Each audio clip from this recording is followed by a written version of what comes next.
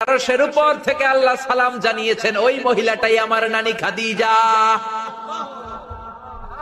বিশ্বনবী খাদিজার এত ভালোবাসতেন, বিশ্বনবী বলতেন, আল্লাহ কিয়ামতের দিন যখন কেউ কাউরে চিনবে না, ওই কঠিন দিনে আমি যেন আমার প্রাণের খাদিজারে ভুলে না যাই। খাদিজা ইন্তেকালের পরে বিশ্বনবী নিজ হাতে দাফন কাফন করলেন, কবরের সামনে দাঁড়িয়ে দোয়া করলেন। দোয়ার পরে সব সাহাবীরা ঘরে ফিরে যায়। আবু বকর বললেন, নবী চলেন ঘরে ফিরে যাই, দাফন শেষ, কাফন শেষ, দোয়াও শেষ। বিশ্বনবী বললেন, না আবু বকর, আমি যাব না, তুমি যাও, আমি কবরের সামনে দাঁড়িয়ে থাকবো। যেই মহিলাটাকে এই কবরের মধ্যে আমি শোয়ালাম রে আবু বকর, এই মহিলাটা সাধারণ কোন মহিলা নয়, আমার বিপদের দিনের সঙ্গিনী খাদিজা।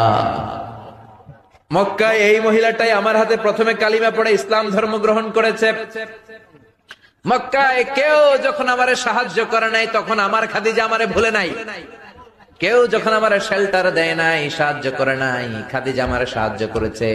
মক্কার লোকেরা 3 বছর শিয়াবে আবি তালেবে আমার জেলের মধ্যে রেখেছিল। আমার কলিজার টুকরা বিবি খাদিজা ওই জেলখানার ভিতরে আমার সাথে ছিল। আবু বকর, তোমার মনে চাই তুমি ঘরে ফিরে যাও, আমি এখানে দাঁড়িয়ে থাকবো। আমি দাঁড়িয়ে দাঁড়িয়ে খাদিজার কবরের 3টা